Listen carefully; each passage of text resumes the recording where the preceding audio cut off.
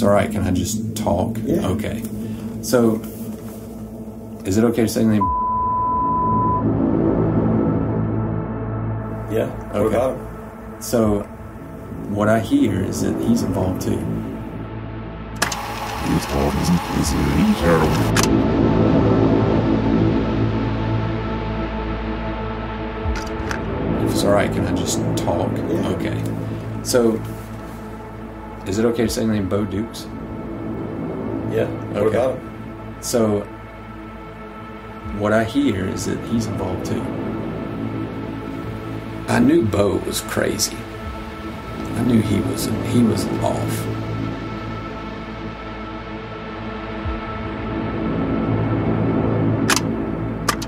Okay, this is kind of weird. There's another kid that they're looking for, same age, around the same age. His name is.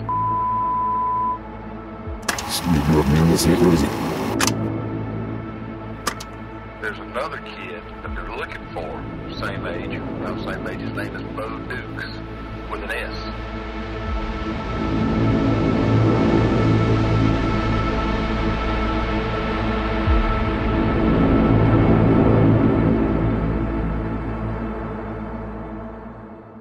Dun, dun, dun, dun, dun, dun, dun, 10 years ago today marked the last time anybody reported seeing or talking to Tara Grinstead. Officially, police are calling this a missing persons GBI case. officials say investigators latex gloves found an $80,000 reward is being offered Where for information. is Tara Grinstead? From Tenderfoot TV in Atlanta, this is Up and Vanished, the investigation of Tara Grinstead.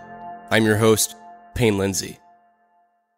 Today's episode is brought to you by FrameBridge. Are the walls in your house looking a little blank? Do you have old pictures or rolled up art laying around? FrameBridge.com is the perfect one-stop shop for all your framing needs. It's 2017, people, and FrameBridge knows that. So you don't have to have an actual physical picture in order to frame it. You can upload any digital picture straight to their website at FrameBridge.com. Personally, I love FrameBridge. I ordered a huge framed Up and Vanish poster to put in my office. And I'm not going to lie, it's pretty awesome. Also, a few weeks ago, we held a FrameBridge contest to win the same Up and Vanish poster I have, customized by FrameBridge.com.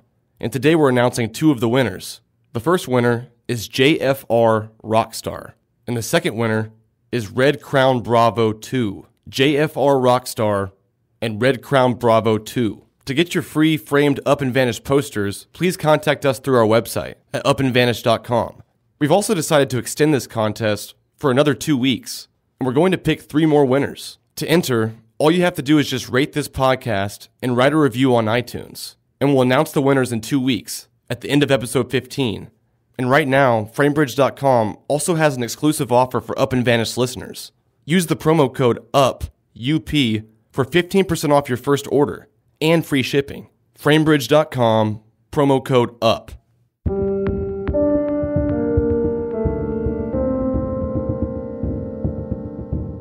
Before we get started today, I have a very important message to share with you.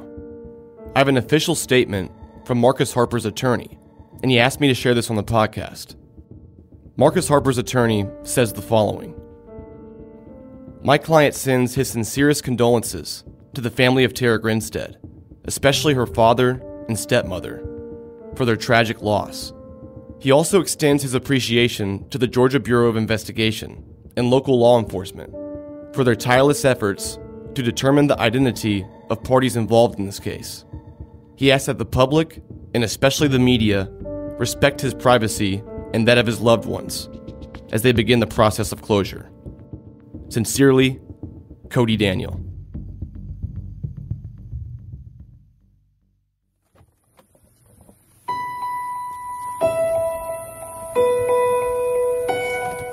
A few weeks ago, just hours after Ryan Duke's arrest, I was sitting in my car in Osceola, and I gave Dr. Godwin a call.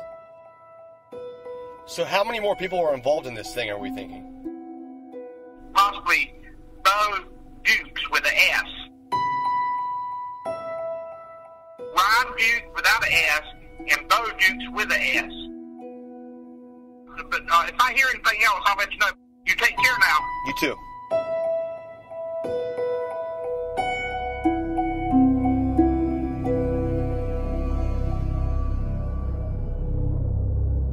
There's been a lot of speculation that Ryan Duke couldn't have killed Tara alone, and then gotten away with it for 11 years. People kept suggesting to me that he wasn't the brightest guy, much less a criminal mastermind. I knew the GBI was still investigating other suspects, but the pieces started to fall in place when I got a call from, believe it or not, my dad. Yeah, so this is what happened. A good friend of Jimmy's was out in Texas yesterday and met this guy out there. It turns out this guy he met is from Osceola. The guy said, I've been contacted by the GBI because they said they found Tara Grinstead's body in my pecan grove. But anyway, Jimmy is going to give me phone number. That's who told Jimmy this. He listens to podcasts. Yeah, he listens to his podcast, so he's up on who you are. Okay, what's the number? I called this person, who requested to remain anonymous. The pecan grove he was talking about belonged to Randy Hudson. He also mentioned that Randy Hudson's nephew was now missing. That nephew was Bo Dukes. My dad texted me and said, hey, they found Tara Grinstead's body on this pecan grove. Was it Hudson by chance? It was Randy Hudson. And Bo Dukes is kin to the Hudsons. The Hudson family in Osceola, that's probably one of the most prominent families. I mean, Hudson Pecan, yeah, there's a lot of money in that family. This is going to be really interesting.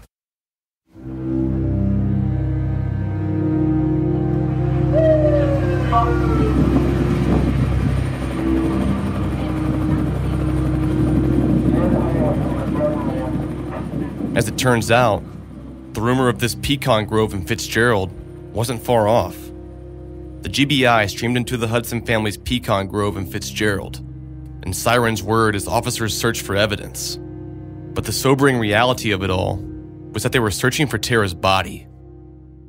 And here I was, hoping that the Pecan Orchard search would end with answers.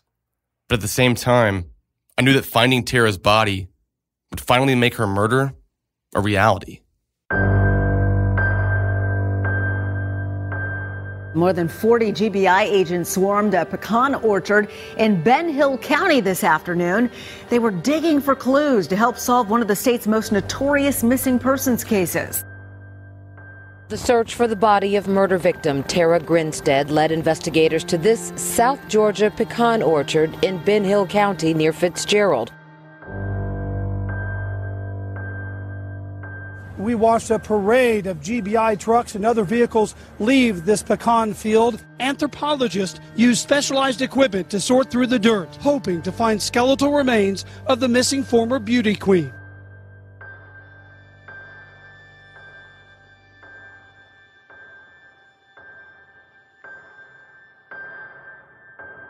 Randy Hudson, the owner of the Pecan Grove, spoke to a local news station after the GBI search broke. Well, what I'd like to say is, first, our most sincere prayers go out to the Grinstead family. I'd also like to say that we are cooperating with the local sheriff's agency and the Georgia Bureau of Investigation in regards to this matter on our farm. Yeah, they had our helicopter flew over yesterday, and they got quite a setup out there in the middle of the field. That was Tony Thomas, a reporter for WSB-TV's Channel 2 in Atlanta. They were first on the scene at the Pecan Orchard in Fitzgerald. While he was there, he was able to speak to Special Agent J.T. Ricketson from the GBI, who's in charge of the Grinstead case. Tony asked him a few questions about the investigation, and he got back some pretty interesting answers. He didn't have a lot, except I think he mentally slipped up at one point. Okay. Because he said, we are interviewing, quote, others who were involved. And later I asked him to clarify, and he wouldn't. He said, I'm not going to speculate on any more arrests. But I think that accidentally slipped out. Officially, the GBI hadn't said there was anybody else involved in Tara's murder. But J.T. Ricketson's slip-up suggests that maybe they know more than they're telling us. One of Ryan Duke's old high school buddies called to talk to me about his relationship with Ryan and how he didn't think he had it in him to do this thing alone. Like, I haven't really processed it yet. Like I said to you, Ryan and I were really tight. Just having a lot of trouble accepting it. I just feel like I know him too well to know that, I don't want to suppose anything. I don't want to rule out his role in something, but he's just not alpha enough to do this. He's a big coward, and I just don't see this going down the way that it seems to be right now. So I'm really curious, like, what more information you may have that may mention a few names that are running through my head, because I just know this guy pretty well, and I just don't think he's capable of being the sort of mastermind of such an event, even if it's an accident or whatever. I just don't see it. Basically, our friendship was just hanging out on the weekends. It progressed from like drinking and staying out up late to like smoking weed. And then once I got to Athens, which that was weird for a friendship like that, because Ryan's got no sort of aspiration. And when you like go through life with the kind of like depressed state, like he's Eeyore, man. He is Eeyore. He is like the saddest dude. And for me, as an 18-year-old, I was sad and angry too. So that's like what we bonded over. I had a real weird childhood. I was raised by my great-grandmother. So it was unique. And then Ryan came from like a divorced family, and his brother got to live with his dad, which, I don't know. There's got to be some kind of like equation that's always in your head. Like, am I equal to my brother? Is my love for my mom equal to my love for my dad? Like a weird childhood. And so he was dealing with that.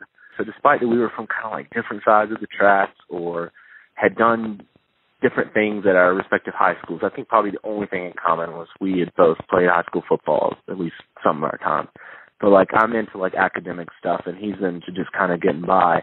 But we clicked over this kind of like funk or fear of the upcoming, girls down there, they want a strong like tractor driving, like tough guy like their dads or whatever. And Ryan's a softie, and I think it had a lot to do with, his situation, his parents' situation. And he didn't deal with it in healthy ways. Like he drinks a lot. And again, I don't know 2016 Ryan, but I'm just telling you based on the trajectory he was aiming at that, he's probably still drinking a lot. And he's probably still smoking a lot of cigarettes and just kind of like, woe is me. After reminiscing on their high school friendship, he told me that he and Ryan kind of lost touch after he'd left for college at the University of Georgia in Athens. He then told me about one of the last times he'd interacted with Ryan. It was kind of a weird situation. A time that Ryan called him out of the blue, a few years after he moved away from Ocilla. And I remember he called a couple times, and I was like in the building, so I stepped outside, and I answered, and it was just like the same old, hey buddy, that morose tone that, okay, things aren't going well in his life, lay it on me. And he really just wanted to tell me that he had like hooked up with a girl I dated. And I don't even know when. I don't think it was like while we were dating. It was like, but regardless, it was way in the past. And he was like just doing one of these like conscience cleanses. So that's another thing that's troubling me is like, Ryan, dude, keeping this secret for, 11 plus years? Like, it doesn't fit with the person I knew. And you heard me, I only knew him for like 2.5 years, but I feel like I really saw, most sides of him. And I don't see this. I'm like trembling thinking about it. Like, I just don't see it. But I know somehow I grew from being like friends with Ryan Duke. I somehow got motivated to be whatever it is I am now. So I don't know. It's rough. It's rough. And I mean, you could just see it coming, You knew you were probably going to get stuck with him, if you stuck around, if you stayed closer. I could see it coming to like a desperate point where, he just feels like he has no other option than to steal from someone. But I can't understand the violent part because I just didn't see any glimpse of it. And actually, the friend who texted me is saying like, hey, have you seen the Albany News yet? They had a press conference. That friend was like, why are you hanging out with these guys? I knew that they were kind of a riffraff crowd and not really, a vicious crowd, the type that can, bring you down. When you say they, who are the other friends? I do say they. So I met him and Bo Dukes at the same time. I was closer with Ryan, but to be honest, they were pretty much a package duo. On Bo though, like what was he like? I think Bo always tried really hard to like be eccentric and have these really random, insightful thoughts. But then combined with that was just this real laziness. I know that he's stolen from people. I didn't click with him because I just couldn't relate to him. He didn't come from struggle. His grandpa was a senator or state senator or whatever.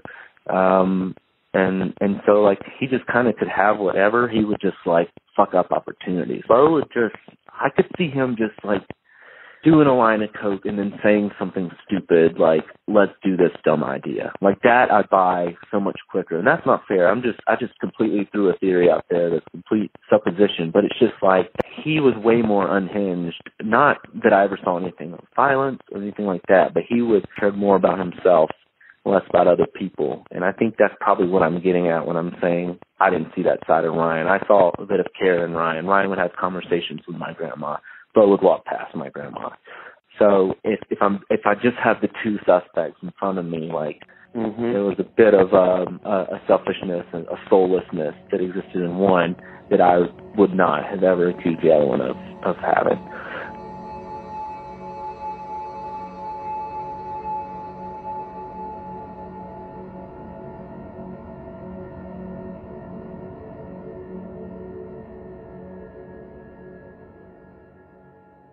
Thousands of people seeking home security get ripped off every single day. And the home security industry wants you to believe it's your only option. They have mobs of salesmen out there trying to scare you into signing one of their long-term contracts. The next thing you know, you're writing huge checks every month with no way out. It's robbery by contract, and it can cost you thousands. But thankfully, there's a much better way to protect your home. SimpliSafe Home Security. With SimpliSafe, there are no contracts. None. And they also have award-winning 24/7 protection, named Best in the Industry. SimpliSafe has security professionals watching, ready to instantly send the police. And the best part about it, it's only $14.99 a month. That's less than half of what most companies charge. It's time to protect your home the smart way with SimpliSafe. And because SimpliSafe supports Up and Vanished, they have a special offer for you. Go to simplisafe.com/vanished. And they'll give you 10% off any order. That's simplisafe.com/vanished. Ever since Ryan Duke's arrest, all I was hearing was his connection to Bo Dukes, how they were kind of a package deal. And of the two, Bo was actually the more volatile one. While I was still in Ocilla, I drove by Bo Duke's house to see if he was home. Yeah, here's the Alder, right? Yeah, keep going and it should be the next road to the right. It's, you'll turn on Apple Street.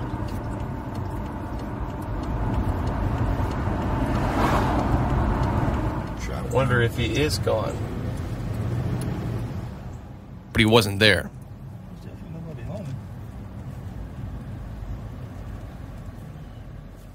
I was really conflicted about what to do. I was 99% sure that Bo was involved, but I felt like it was too early for me to mention his name in the podcast. I think it's true. I think he's involved somehow, but I don't know if they're going to be charged again. I don't know. Since I've heard Ryan Duke, I've heard Bo Dukes with an S. I don't know. I mean, I feel like it's true. We've heard it from too many people. All you have to do is... In keeping with journalistic ethics, I decided to just censor his name, giving him the benefit of the doubt. But now, the cat is out of the bag. A second suspect is now facing charges in the disappearance of Tara Grinstead, Bo Dukes. Not one, but two former students from that school under arrest. Bo Dukes is charged with tampering with evidence, concealing a death, and hindering the apprehension of a criminal. A classmate of Ryan Duke, Bo Dukes, whose family is well known in the community. Investigators say they believe Bo Dukes helped destroy Grinstead's body and hide it in the Pecan Grove in Fitzgerald. The confirmation I've been waiting for. Bo Dukes was involved.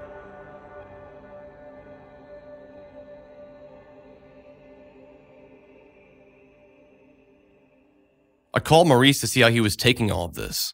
So much had happened in this case in a matter of days, and I wanted to hear his reaction. After working a case for almost 12 years, what did it feel like to finally have some answers? I'm just in shock over it. I think this investigation is still going on. Yeah, it's just a very odd situation, and there's more to it This was somebody that did not have a criminal record, no learned experience of breaking in people's houses, no learned experience of criminality, did not do this as a random thing. They just didn't. I just can't figure out why Ryan was at her house that night. That's the thing.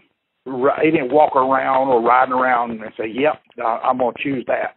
Because in the past, I mean, unless he got by with a lot of stealing and burglary in the past, he didn't have a criminal record. I doubt he got by with it. And he just didn't choose that one night to do this one thing. He went there with a purpose for somebody, or he went there with a purpose himself, and it got mad and something turned nasty. Why did he choose her? I think he had more help too from Bo than what is being said. Here's the thing: Bo's not charged with anything in Irwin County, and Ryan's not charged with anything in Ben Hill County. See, Ryan is not charged with anything that Bo is charged with. But he could be. He could be, but he's not. So if Ryan was out in Ben Hill at that pecan orchard, why just not throw those charges in there? So he just passes a body off to somebody, his friend, and lets him handle it. And his friend just says, okay, no problem. That's right. In my opinion, both of them were in this thing equally together. One just saw a way out with lesser time. And that happens a lot in a lot of cases. The person who actually did the crime make it seem like that the other person did it, and the person did the seriousness of the crime turns state's evidence and gets lesser time because they're the one that caught the police first. Yeah, that happens all the time.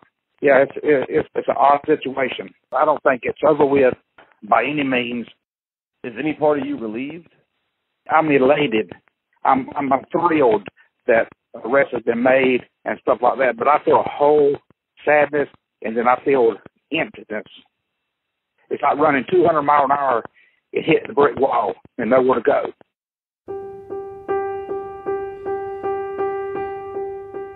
Even with all the recent developments in this case, it still struck Maurice as strange. The fact that Ryan randomly picked Tara's house to burglarize that night, with no previous criminal record. And the fact that he apparently pawned Tara's body off to Bo, who willingly helped him dispose of it, with no regard to his own criminal involvement. It all just seemed too unbelievable. Who were Ryan Duke and Bo Dukes really? I felt it was time to dive into their past a bit more. Like Maurice said, Ryan has no criminal history. But as for Bo, it's a different story. In April of 2013, Bo Dukes and his wife Emily pleaded guilty to stealing more than $150,000 from the United States Army. Dukes, as a unit supply specialist for the U.S. Army, ordered televisions, cameras, power tools, copper wires, and other property, and then fraudulently billed the merchandise to the Army through the General Services Administration.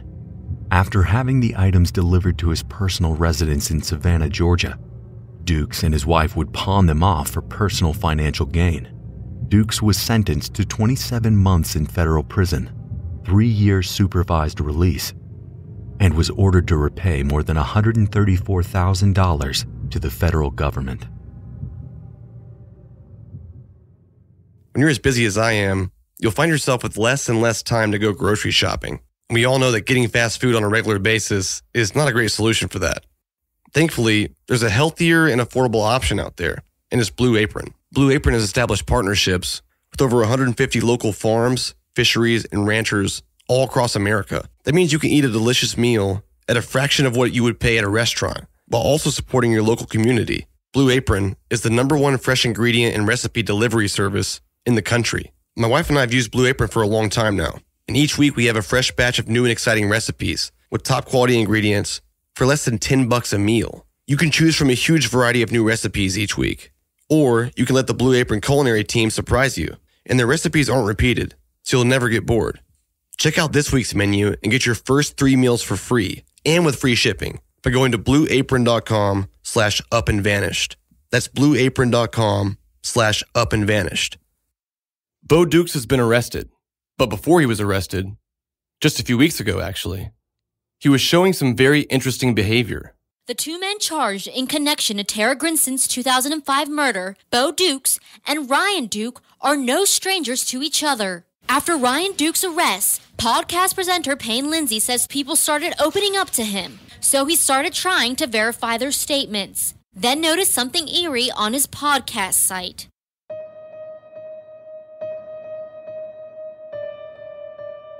Bo Dukes has been trolling the Up and Vanish discussion boards.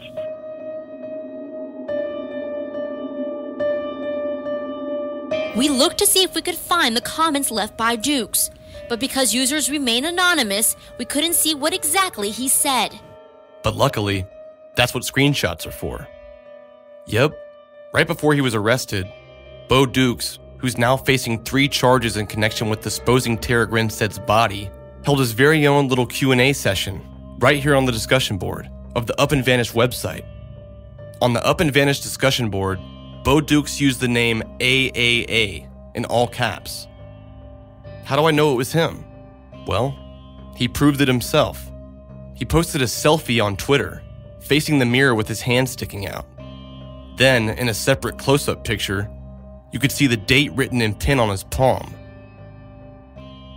Among other things, Bo Dukes graciously declared that I didn't owe him an apology, but he did accuse me of being biased and, quote, downright false in my interviews. But the highlight of his stint on the discussion board had to be this.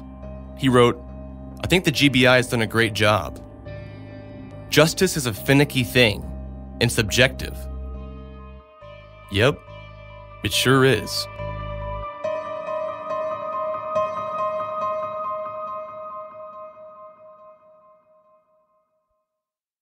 If you listened to last week's case evidence, you know that the judge in this case has issued a gag order. But since then, several prominent media outlets here in Georgia have filed a motion opposing this gag order. And this Thursday, there's a court hearing about it. I called up Philip Holloway, the defense attorney in last week's case evidence, to see if he could explain this whole situation a little better. Well, the defendant apparently requested a gag order, and it was granted by the judge. The problem with the gag order is that it is extremely broad, and the news media has intervened asking the judge to narrow the scope of it because, for example, it's being interpreted by the court so that the court is saying that they can't even provide information to the media, information that's normally public record, and that's why it's probably unconstitutionally overbroad. They filed motions to intervene. It's a little bit unusual for a third party to intervene in a criminal case, which is the state versus a certain defendant. In high-profile cases, the media has a limited right to intervene when First Amendment principles are involved. The First Amendment guarantees the right to a free press, and it also guarantees individuals' rights to free speech.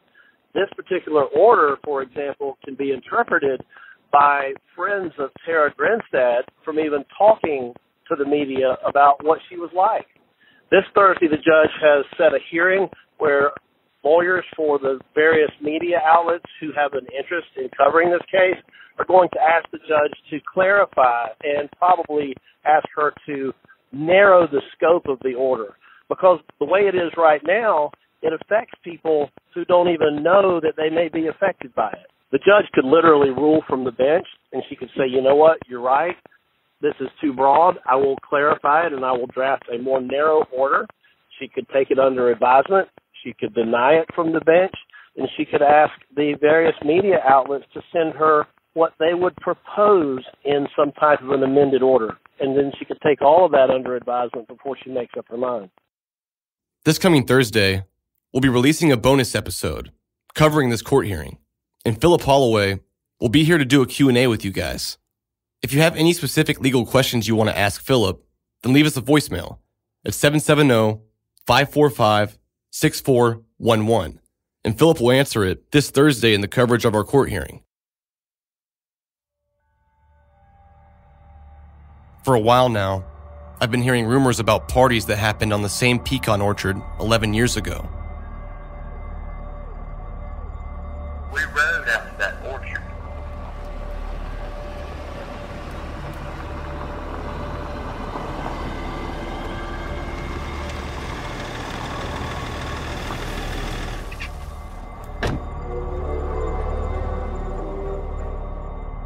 and, you know, it was nighttime.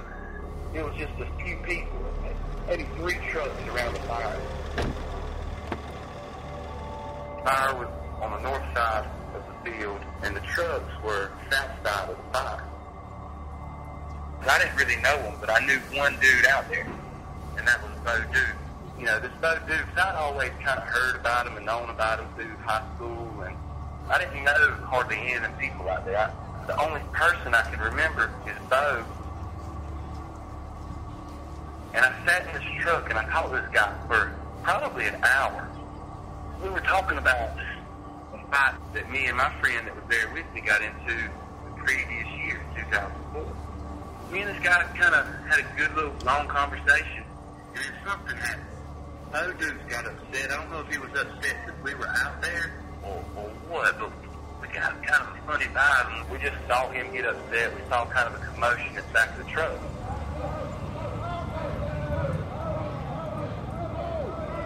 He took his shirt off. I told Lewis, you know, let's go. Let's get out of here. We haven't been in trouble. Let's get out of here. And now that I see the pictures of this Ryan Duke guy, and I see where the pictures of where they're searching that orchard, and I've been going over for the last couple of days in my mind over and over again. And it seems to me like the guy I was talking to was Ryan Duke. What kind of truck did he drive? To the best of my memory, a black single cab truck.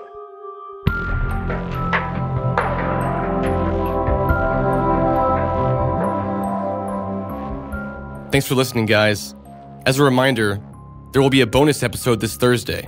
If you have any legal questions about the Grinstead case, for our attorney friend Philip Holloway, please leave us a voicemail at 770-545-6411.